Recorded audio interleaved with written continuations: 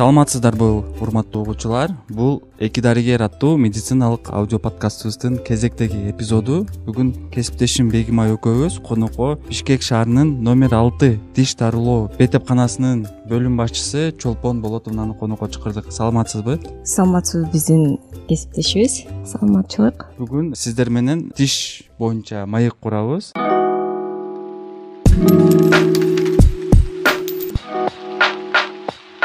Биринчи сурообуз, стоматолог болуп канча жылдан бери иштеп жатасыз? Стоматолог болуп мен өзүм уже 15 жылдан ашыкча болду иштегениме. Негизи мен кесибим мага аябай жагат. Өзүм ата-энем деле дарыгер болчу, бир туугандарыбыз бардыгыбыз медициналык билим алганбыз. Сурап кетсем сизден тиштин гигиенасы жөнүндө айтып бериңизчи суранчанан. Канча жаштан баштап тишибизди тазалап баштасак болот? Себеби көпчүлүгү мен билем жаш учурунда деле тазалабай эле, баягы ооруганда эле эстеп тазалабаса башка учурларда тазалабайт. Ооба, аябай жакшы суроо. Негизи тиш гигиена бул аябай чоң маселе болуп атат да. Тишке кам көрүү эмнеден башталат? Биринчиден гигиенадан. Ошо ар бир адам күнүгө тишти 2 мал жууш керек. Эртең менен ойгонгондон кийин, тамак аштангандан кийин жууш керек, кечинде жатаарда жууш керек. Андан тышкары күндүзү тамак жегенден сөзсүз оозду чайкаш керек. Тамактын калдыктары тиштин арасында ооздо болбош керек. Андан тышкары жана азыркы мезгилде бизде таттуу газдалган суусундуктар колдонулат. Анын ичинин курамында кант аябай көп болот да, ал да зыян келтирет тишке. Ошондуктан аны ичкенден тышкары болуп, натуралдуу напитокторду ичиш керек. Канча жаштан баштап тазалап башташ керек? Тишти уже 1,5-2 жаштан тазалап башташ керек. Тиштер 6 айдан баштап чыга баштайт. 2 жашта толук чыгат 20 тиш. Ошол мезгилде ата-эне жаш балага үйрөтүш керек. Биринчи щетка менен тазалаш керек. Анан акырындан пастасын кошо баштайт. Ошо 2 жаштан баштап тазалаш керек. Ошол жерден эле суроо берип кетейин. Бизге деген окуп жүргөндө айтканда, бир стоматолог лекция окуп атып анан кийин европейцтерге окшоп биз деген десерт деп анан тамактын акырында биз таттууну жейбиз депчи.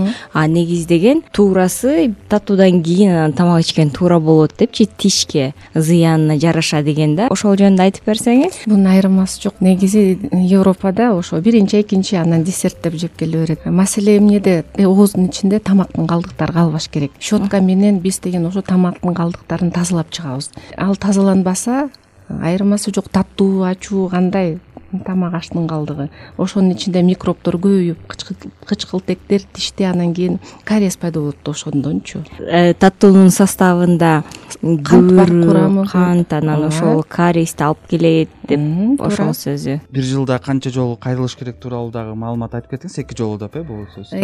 Негизи пациент деген дарыгерге кайрылганда, дарыгер осмотр кылгандан кийин анан бир чечимге келет. Анткени деген кээ бирде пациенттер ар бир 3 ай сайын келгенге туура келет. Кээ бирде бир жылда 1 жолу же 2 жолу ал дарыгер өзү айтат. Бирок 1 жылдан бир жолу сөзсүз келиш керек. Баягы тиш ооруп баштаганда эле, мисалы үчүн стоматология дагы өзүнчө тармактарга бөлүнөт деп. Анан ошол кайсыл тиш докторуна барыш керек деп? Себеби мен билем, баягы терапевт деген да бар экен, дагы хирург деген бар экен. Ошол боюнча да бир аз маалымат берип кетсеңиз, кандай тармактар бар экени тууралуу. Тиш ооруп баштаганда биринчи эле терапевтке кирет, анан кийин терапевт стоматолог бөлүп баштайт. Тишти карайт, балким жуулушка туура келет. Жуулгандан кийин тишти салыш керек, ортопедтерге кайрылыш керек. Жаш балдар болсо биздин жаш балдарды карайт турган өзүнчө бөлмө бар. Ошо жеп протезирование кылабы, дарылайбы, терапевт бөлүп берет. Ушул жерде да бир кошумча суроо пайда болуп кетти да. Мисалы үчүн биз өзүбүздүн тармагыбызда бейтаптарга атайын мындай даярданып келиңиз, ачкарын келиңиз деп айтабыз да. Сиздерде кандай ачкарын келиш керекпи, тишти тазалап келиш керек? Ошол жөнүндө дагы айтып кетсеңиз, себеби мен билем даярданбай келген учурларда көп кездешет. Андай болот, бирок эми тиш ооруса айла жок, тишти тазалап да тазалабайт деле келишет биздин жарандар. Эми тишти жууп келиш керек. Анан тим более биз өзүбүз деген айтып атабыз биздин жарандарга, сөзсүз эртең менен кечинде тишти жуугула, жа дегенде күндүзү чайкагыла тамактангандан кийин депчи. Ошо. Тамактануу боюнча тамактанып келиш керекпи? Тамактанып келиш керек. Балким анестезия болуп калат, дагы көп убакытка отуруп калабы, созулуп калабы процедурасы. Ошондуктан тамактанып келиш керек. Бул жөнүндө эмнеге белгилеп кеткеним себеби баягы өзүм дагы биринчи стоматологко кайрылганда тамак жебей барып алган экен да, баягы жөнөкөй дарыгерлерге барып кайрылган. Анан башым айланып жыгылып түшөм дегенде ошого дагы бул нерсенин маанилүү экенин белгилеп кетким келди. күнүмдүк жашоодогу суроо да. Сиз башында белгилеп кеттиңиз да, 2 жолу жууш керек, эртең менен анан кечинде деп. Эртең менен тамактан кийин дедиңиз. Биз адаттагыдай эле эртең менен турабыз, бет ообузду жуйбуз, анан тишибизди жууп коебуз да. Бизге айтчу да, ошондо убагында эмаль ачылып калат, анан кийин көбүрөөк зарар келтирет деп. Бул туурабы? Ошону түшүндүрүп бериңизчи. Эмне үчүн тамактан кийин тишти эмнеге жууш керек? Ооздун ичинде тамактын калдыктары болбош керек. Ошон үчүн эгер сиз тамактанып алып туруп анан көчөгө кете берсеңиз, ооздун ичинде жананын баарды жүрөт да тамак аш. Эмнеде мааниси тиш жуугандын? Ооздо тамактын калдыктары болбош керек. Ошо. Эч кандай эмаль ачылып калат, анан тигинде андай жок. Угармандарыбызга айтып атабыз, барыш керек. Эгер барбай калса эмне болот? Ошондой коркунучтуу жактарын дагы айтып кетсеңиз. Мен эмне деп айтайын дедим эле, баягы эле тишке камы көрүү биринчиден гигиенадан башталат. Экинчиден пациент деген уже көнүш керек, өзүн улуу киши өзү көнүш керек, балдарын көндүрүш керек. Бир жылда бир жолу профилактика катары тиш доктурга барыш керек. Ошого жараша дарыгер өзүнүн кеңештерин берет, анан ошону аткарыш керек. Ошол эле тишти таза жуубаса, ал айтат, таза жууш керек дейт. Же ортодонтко барыш керек десе, анда ортодонтко жөнөтөт. Балким ошол кичкеле балдардын тиштери кыйшык чыгып атат. Аны деген адам жаран өзү деле көрбөйт да. Дарыгерге барганда ошонун баарды чыгат, дарыгер анан жөнөтөт. Тиш саласыз, жубасыз, түздөйсүз, балдарыңыздын тишин мындай кыласыз деп биринчиден барыш керек. Кандай мындай орусча айтканда последствиялар болушу мүмкүн? Анткени деген дарыгер кариести башкы стадиясында көрөт. Эгер пациент барбаса, ал деген татаалдашып кетет.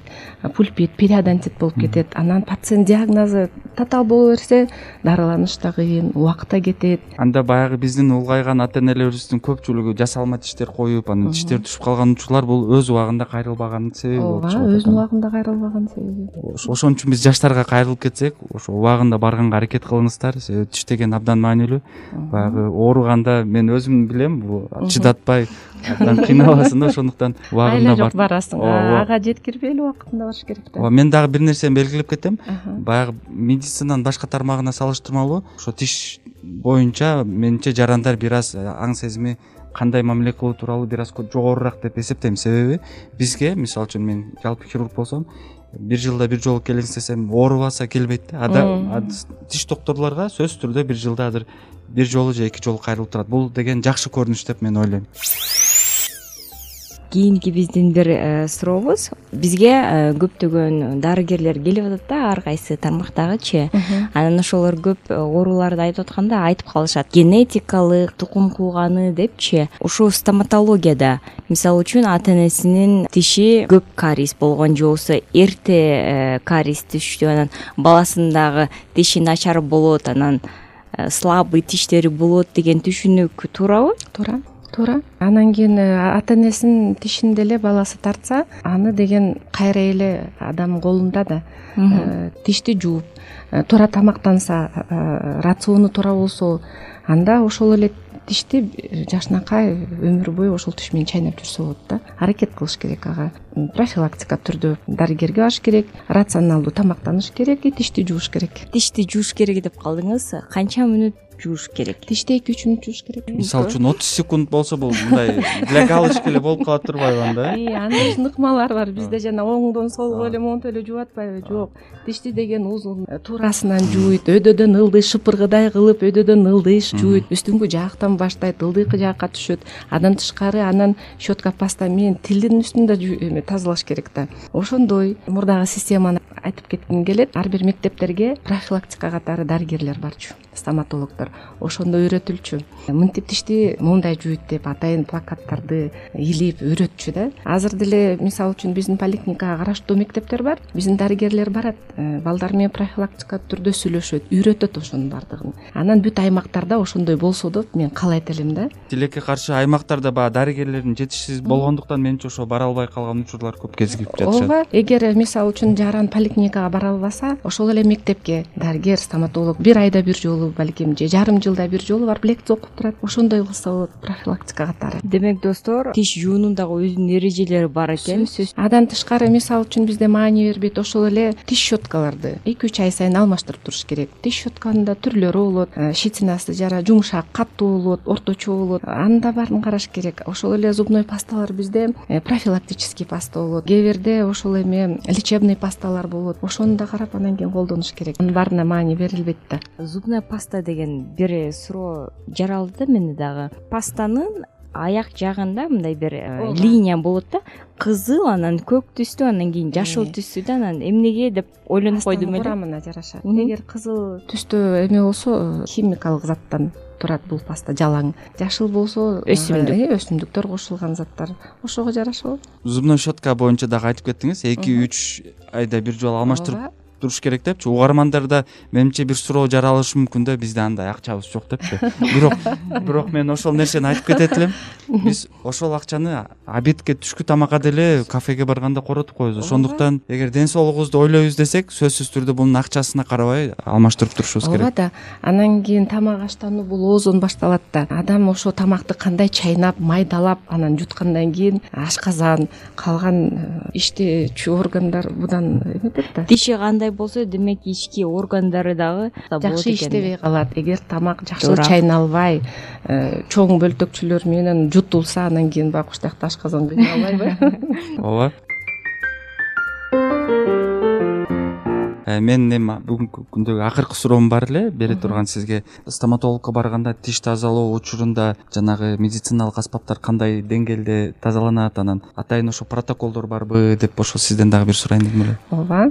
Сөзсүз түрдө бул өзүнүн токтомдордун негизинде инфекциялык контроль деген бизде нуска бар. Ошо боюнча ошого таянып биз иштейбиз. Ал жерде бүт жазылган, кандай проценттүү раствор, кандай, кантип, канча мүнөт жууш керек, ошонун баарына таянып биз иштейбиз. Ошон үчүн стерилизация, дезинфекция ошонун негизинде баардыгы жуулуп тазаланат. Буга чейин дагы көп дарыгерлер келип атты, анан кийин ошолор айтып калышты да, бизге бейтаптар келип алып, анан ой биз деген стоматологияга бардык, анан кийин стерилизациясы жок экен, анан биз деген ошол ооруну жуктуруп алдык депчи. Бирок негизинен караса эле ал адам билбейт. Стоматология барганга чейин ал оору бар беле, жок беле билбейт да. Бирок шылтоо ошо стоматология дейт да. Менимче деген азыр абдан кылдат болсо керек деп ойлойм да. Себеби дегенде конкуренция азыркы замандачы. Сиз специалист катары ошону жакшылап баарын айтып коюңузчу. Стерилизация бизде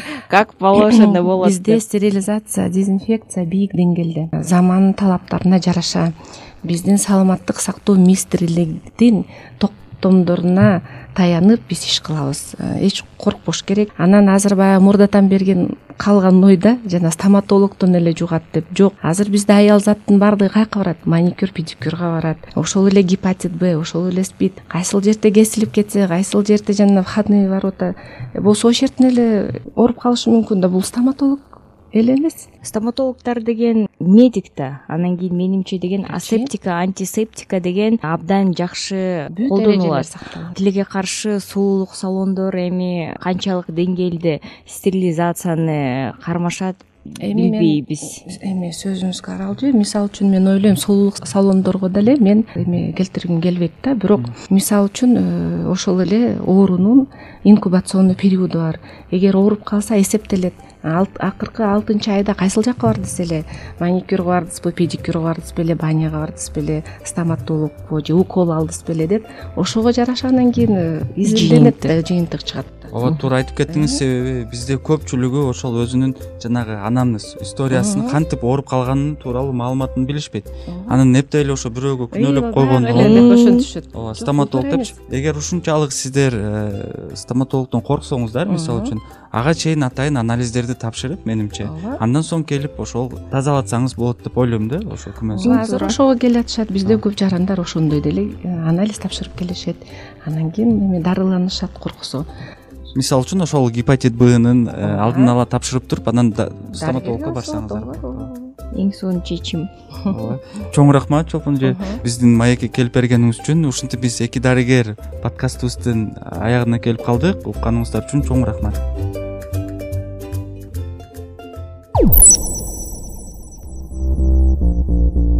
Бул подкаст IWPR'дын Борбордук Азияда жаңы медиалардын жана санарип журналистиканын өнүктүрүү аттуу долбоорунун алкагында ишке ашырылды.